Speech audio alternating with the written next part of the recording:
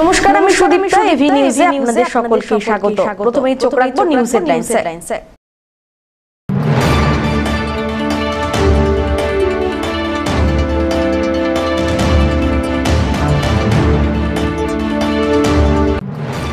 জমে উঠেছে শ্রাবণী মেলা। ময়নাগুড়ি পঞ্চায়েত সমিতির পরিচালনায় এই শ্রাবণী মেলার আয়োজন হয়।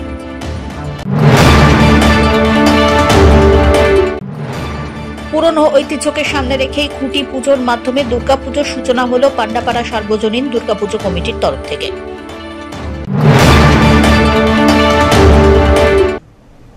এবার আসছে বিস্তারিত সংবাদে। শ্রাবণী মেলা উপলক্ষে পুণ্যার্থীদের ভিড় যথেষ্ট লক্ষণীয়। ময়নাগুড়ি ব্লকের বার্নিশ গ্রাম পঞ্চায়েতের সহযোগিতায় ও ময়নাগুড়ি পঞ্চায়েত সমিতির পরিচালনায় তিস্তা সেতু এলাকায় শ্রাবণী মেলার আয়োজন করা হয়। শ্রাবণ মাসের দ্বিতীয় রবিবার সকাল থেকেই ভক্তদের ঢল নামতে শুরু করেছে। এখানে তিস্তা নদীতে জল সংগ্রহের পর স্নান এবং পুজো সেরে রওনা দিচ্ছেন জলপেশের উদ্দেশ্যে। শ্রাবণী মেলাকে কেন্দ্র করে তিস্তা নদীর ঘাট সহ গোটা এলাকার নিরাপত্তা জোরদার করা হয়েছে। এবারেও তার অন্যথা হয়নি। আমরা তো আজকে জল পেশে আসছি জল ঢালার জন্য। ঢালবো আমরা রাত্রের দিকে ঢালবো, এখনো ঢালা স্টার্ট হয় না। কোথা থেকে এসছেন? ডালখোলা। প্রতিবারই আসেন? প্রতিবারই না, মাঝে এক বছর গ্যাপ হয়েছে। করোনাকালে তো অনেকদিন বন্ধ ছিল, তারপরে আবার শুরু হয়েছে। না, আমি আগে একবার আসছিলাম, কিন্তু 2-3 বছর পরে আবার আসলাম। আবার আসছেন? হ্যাঁ। এখন কোথায় এসছেন? এখন তো ওই যে এখানে তিস্তার ঘাটে আছি। এরপর জলপেশে যাবেন? জলপাইগুড়ি তিস্তা নদীর ঘাট। এরপরে জলপেশে যাবেন? হ্যাঁ, এখান থেকে সন্ধ্যার দিকে মোটামুটি জল তুলবো, তোলার পরে আমরা যাব মন্দিরের দিকে। কতজন এসছেন আপনারা? তিস্তার শ্রাবণী মেলা কমিটির তরফ থেকে গুণধর বর্মন জানিয়েছেন, প্রশাসনের নির্দেশিকা মেনেই মেলা সহ ঘাটের নিরাপত্তা ব্যবস্থা জোরদার হয়েছে। পুণ্যার্থীদের জন্য পুজোর জায়গাটি অনেক বড় রাখা হয়েছে। পুলিশ সহ সিভিল ডিফেন্সের কর্মীরাও সবসময় রয়েছে সিসিটিভির ব্যবস্থা। সরকারি নির্দেশিকা মেনেই হয়েছে সবকিছু। তিস্তা নদীতে জারি করা হয়েছে হলুদ সংকেত, তবে সেই দিক থেকে সকল প্রকার নিরাপত্তা ব্যবস্থা ঠিক করা হয়েছে বলেই দাবি উদ্যোক্তাদের। শ্রাবণী মেলায় সরকার নির্দেশিত যে পয়েন্টগুলোকে উল্লেখ করা আছে সেগুলো প্রত্যেকটাই অ্যারেঞ্জমেন্ট কমপ্লিট আছে। মূলত কী কী জিনিস রাখা আছে? বাসের ডাবল ব্যারিকেড, ওখানে নেটের ব্যবস্থা, তারপর পর্যাপ্ত পরিমাণ স্পেস থেকে প্যান্ডেলের একটা ব্যবস্থা, সিভিল ডিফেন্সের জন্য স্পেস, বসার জায়গা বা স্নানের জন্য যেখানে পুণ্যার্থীরা যেখানে থাকবেন সেখানে পূজা অর্চনার জন্য একটা জায়গা, এসব আমরা অ্যারেঞ্জ করে থাকি। আর সরকারিভাবে যে সিভিল ডিফেন্স থাকে ওদের বোর্ডের ব্যবস্থা থাকে। তো একটা হলুদ সংকেত জারি হয়েছে, তিস্তায় হলুদ সংকেত জারি রয়েছে, সেই ক্ষেত্রে কতটা আপনারা নিরাপদ হিসেবে? প্রিকশন সব কিছুই সরকারি তরফে রাখা আছে, ওনারাও তৎপর ব্যাপারটা দেখছেন। যেভাবে ইনস্ট্রাকশন আসবে সেভাবে সিসিটিভি ব্যবস্থা। সব্যসাচী মজুমদারের রিপোর্ট, এভি নিউজ।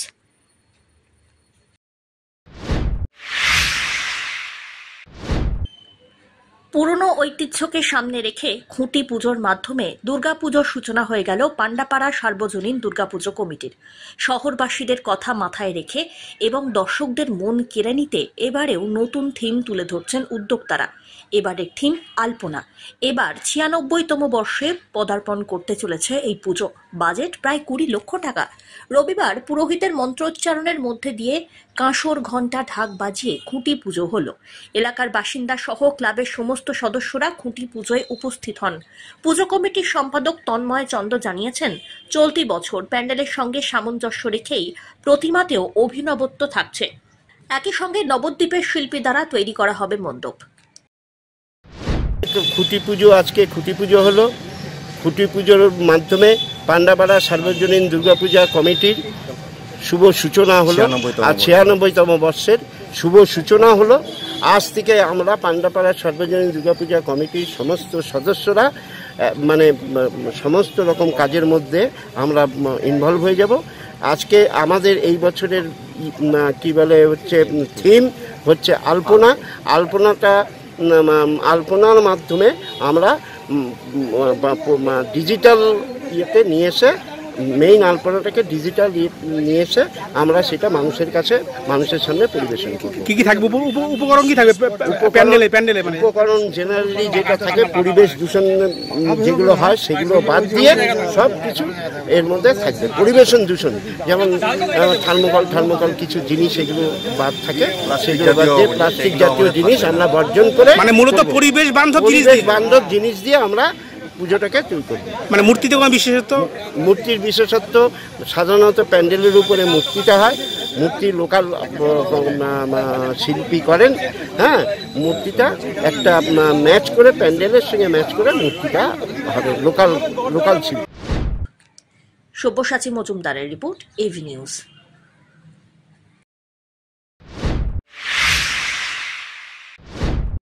গেরুয়া জামা পরে শিবের ছবি কেনা কিংবা ত্রিশূল আঁকা পোশাক কিনতে জলপাইগুড়ির দিনবাজারে ভিড় করছেন ক্রেতারা। কেনাকাটা সেরে অনেকেই আবার প্রস্তুতি নিচ্ছেন দল বেঁধে গাড়ি করে শিবের দর্শনে যেতে। এই সবকিছুর জন্যই তিস্তাপাড়ের এই শহরের বাজার যেন গেরুয়াতে ছড়িয়ে রয়েছে। শিশুদের থেকে বড় সকলের জন্য রয়েছে নানা ধরনের টি শার্ট, কুর্তি, পাঞ্জাবি সহ নানা পোশাক। আবার মহিলাদের জন্য রয়েছে শাড়ি, ফ্রক, চুড়িদার, ওড়না থেকে অন্যান্য ক্লোদিং ম্যাটেরিয়ালস। আলাদা করে বলার কিছুই নেই। আর শ্রাবণ মাসে দিনবাজারে সব দোকানিরাই এই ধরনের পোশাকের পসরা সাজিয়ে বসেছেন। বিক্রেতা জানাচ্ছেন, ছেলেদের টি শার্ট 150 থেকে 300 টাকার মধ্যে বিক্রি হচ্ছে। মেয়েদের কুর্তির দাম শুরু 200 টাকা থেকে। তো এই সমস্ত এখন জামার কতটা চাহিদা রয়েছে বর্তমানে? ভালো আছে, এখন টুকটাক শুরু হয়ে গেছে প্রায়, আরও 3টা রোববার আছে, দেখা যাক কী হয়। সব ধরনের জিনিস পাবো আমাদের। কি আনা হয়েছে এবার? গেঞ্জি, হাফ প্যান্ট, বাবা দামের জিনিস, জলপেশের জিনিস, গামছা, ব্যাগও আছে আমাদের কাছে, সব কিছু পাবে।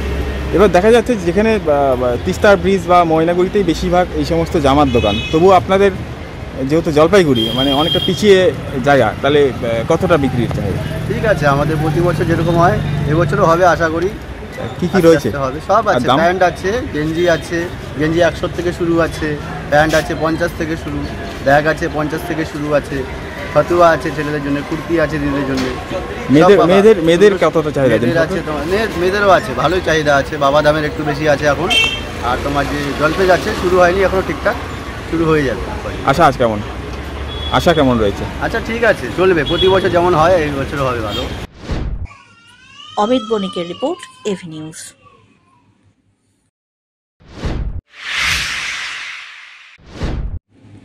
চলতি বছর কেন্দ্রীয় সরকারের বাজেটকে 4 ভাগে ভাগ করে দেশের সব স্তরের মানুষের জন্য উন্নয়নে জোর দেওয়া হচ্ছে। রবিবার জলপাইগুড়ি সাংসদ জয়ন্ত কুমার রায় ডিবিসি রোডের জেলা বিজেপি কার্যালয়ে সাংবাদিক বৈঠক করে জানালেন এমনই কথা। তিনি বলেন, বাজেটে কৃষক, গরিব, মহিলা, যুবক 4টি কাস্টে ভাগ করা হয়েছে। বিভিন্নভাবে কৃষকদের উন্নতি সাধনের চেষ্টা হচ্ছে। রাজ্য সরকার এখানে আয়ুষ্মান ভারত প্রকল্প চালু করতে দেয়নি, যার ফলে অনেকটাই সুবিধা হতো সাধারণ মানুষের। কেন্দ্রীয় সরকার ক্যান্সার রোগীদের চিকিৎসা খরচ কমাতে বিশেষ উদ্যোগী হয়েছে বলেও জানান তিনি। আপনারা জানেন বাজেট পেশ হয়েছে। আমাদের দেশের মানুষকে 4টা কাস্টে আমরা ভাগ করেছি। এই 4টা কাস্ট হলো, এক কৃষক, গরিব মানে অন্নদাতা, মহিলা আর যুবক। এই 4টা কাস্টে ভাগ করা হয়েছে এবং উদ্দেশ্য হচ্ছে এই সমস্ত মানুষদের আমাদের উন্নতি যদি আমরা করতে পারি, তাদের আর্থিক বিকাশ যদি আমরা ঘটাতে পারি, তাহলে আমাদের দেশ যে বিকশিত ভারত গড়ার লক্ষ্য আছে আমাদের, সেটা সম্পন্ন হবে। জেলা কৃষিভিত্তিক জেলা। এই কৃষিভিত্তিক জেলা হওয়ার কারণে এখানে আমাদের কৃষকদের দরকারটাকে প্রায়োরিটি দেওয়াটা আমাদের কর্তব্য। এবং আমাদের ফাইন্যান্সের যে বাজেটটা হয়েছে এবার, সেখানে বলা হয়েছে যে 109 রকম হাই ইল্ডিং টেম্পারেচার রেজিলিয়েন্ট মানে বীজের ব্যবস্থা করা হবে, চাষিদেরকে দেওয়া হবে। তার ফলে কী হবে, এই যে ক্লাইমেট রেজিলিয়েন্ট যে বীজ, মানে যেগুলো গরম বা জলবায়ুর কোনো পরিবর্তনের কারণে এগুলোকে এফেক্ট করবে না এবং এরা কিন্তু অনেক বেশি মাত্রায় এদের উৎপাদন ক্ষমতা, উৎপাদনশীলতা, এই সমস্ত ভ্যারাইটির যেসব ক্রপস হবে, যেগুলো ফসল হবে, সেগুলো অনেক বেশি থাকবে এবং এদের মধ্যে যে খরচটা কৃষকের হবে এক একটা ফসল ফলানোর জন্য, সেই ফসলের খরচের অন্তপক্ষে 50% বেশি থাকবে তার দাম। এটাও যদি হয় তাহলে কৃষকদের ইনকামের ক্ষেত্রে কিন্তু এটা একটা বড় ভূমিকা গ্রহণ করবে বলে আমার মনে হয়।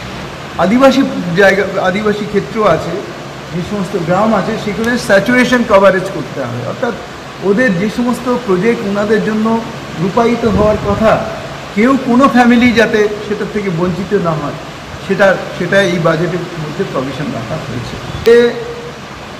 এদের যুবকদের ক্ষেত্রে স্কিলিং, অর্থাৎ তাদের যে বিভিন্ন রকম স্কিল যেগুলো ডেভেলপমেন্ট করা যেতে পারে, যেগুলোর মাধ্যমে তারা কর্মসংস্থানের ক্ষেত্রে তাদের সুবিধা হবে, তাদের দক্ষ শ্রমিক বা দক্ষ কারিগর হিসেবে তারা নিজেকে প্রতিষ্ঠিত করতে পারে, বা এমনকি ব্যবসার ক্ষেত্রে নিজস্ব ব্যবসা যদি হয় সেক্ষেত্রেও তারা যাতে কাজ করতে পারে।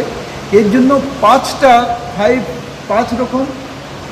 পাঁচ রকম প্রজেক্ট ভাবা হয়েছে, যাতে স্কিলিং তাদের ডেভেলপ করা যায়।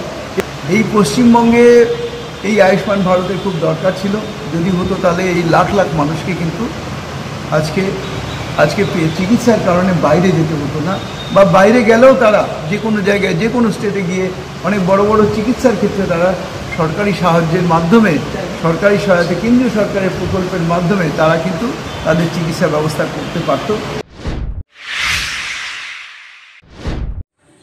জলপাইগুড়ি সদর ব্লকের বিভিন্ন জায়গায় কৃষিকাজের পাশাপাশি বর্তমানে কৃষকরা এখন নিজেদের নিয়োজিত করছেন চা চাষে। অন্যান্য কৃষিকাজে লাভ সারা বছর তেমন একটা না হওয়ায় কৃষকরা চা চাষে ঝুঁকছেন, এমনটাই মনে করা হচ্ছে। এই চিত্র সদর ব্লকের পাতকাটা গ্রাম পঞ্চায়েতের মাঝাবাড়ি এলাকায়। এই এলাকার অনেকেই কৃষক আছেন যারা নিজেদের আবাদি জমিতে চা চাষে ব্যস্ত। কেউ করছেন 2 বিঘা, কেউ 4 বিঘা, কেউ আবার 6 বিঘা নিজস্ব জমিতে চা চাষের কাজ। বর্তমানে কাঁচা চা পাতার পাইকারি মূল্য যাচ্ছে প্রায় 30 টাকা প্রতি কেজি। স্থানীয় চা চাষিরা জানান, অন্যান্য কৃষিকাজের সঙ্গে চা চাষে এখন অনেকটাই লাভ হচ্ছে। প্রায় না হলো 15-20 বছর ধরে করতেছে। কতটা জমি রয়েছে? ধরো 2.5 বিঘা, আমি যেটুকু আছে ওইটুকু বলি না, 2.5 বিঘা। পাতা কিভাবে বিক্রি করেন এখান থেকে? পাতা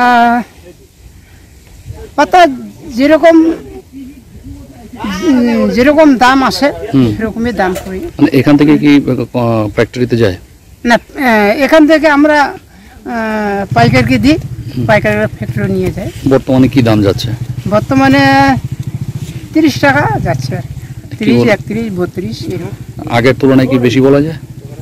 না, আগে তো যখন আমরা করি তখন তো 3 কেজি পর্যন্ত আমরা দিছি। এখন একটু বাড়ছে আর কি। লাভ কি সেই হিসাবে অনেক বাড়ছে আর কি। লাভ কি বলা যায়? লাভ আর কি হবে, সারের দাম যেরকম বাড়ছে, হ্যাঁ, সারের দাম হিসাবে, ওষুধের দাম হিসাবে আমাদের তো কি পোষাবে, সংসার চলে আর কি। সব্যসাচী মজুমদারের রিপোর্ট, এভি নিউজ।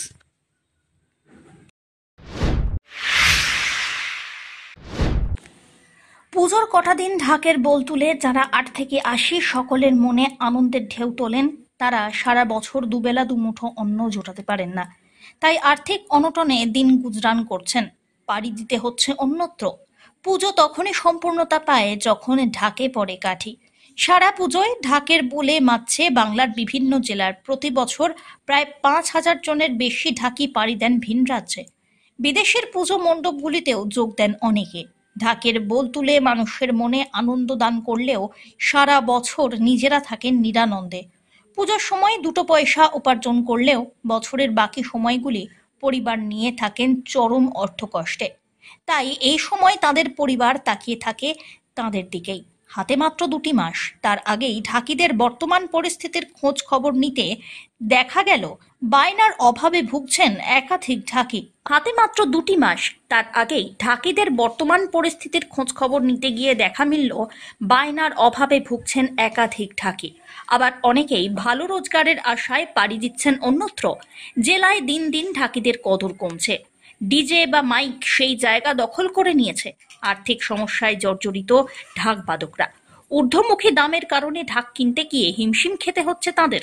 দিন দিন অন্ধকারে হারিয়ে যাচ্ছে এই বাদ্য এবং বাদক উভয়। পূজার সিজনটা অনেকটা আগায় আসছে, তো বর্তমানে আপনাদের পরিস্থিতিটা কি রয়েছে? বর্তমান তো আমাদের পরিস্থিতি খারাপই চলতেছে। কিরকম বলতে কাজকর্ম তো নাই কত টাকা। না, পুজো তো আসছে, অর্ডার নিয়ে কি ভাবছেন? পুজো আসছে, অর্ডার নিচ্ছি, করতেছি।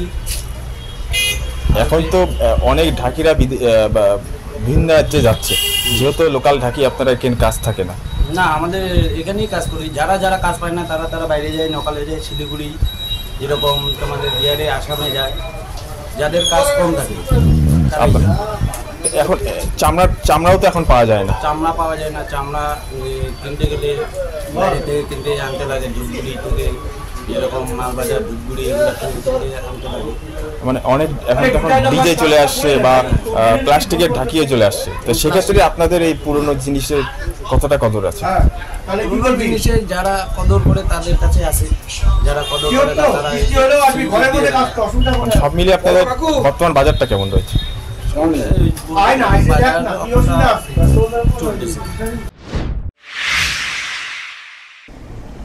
শেষ করবার আগে নিউজ হেডলাইন্স আরো একবার।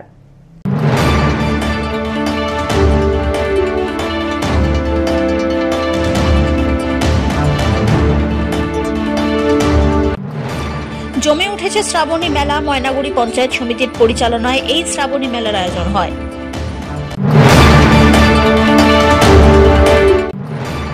পুরনো ঐতিহ্যকে সামনে রেখেই খুঁটি পুজোর মাধ্যমে দুর্গাপুজোর সূচনা হলো পান্ডাপাড়া সার্বজনীন দুর্গাপুজো কমিটির তরফ থেকে।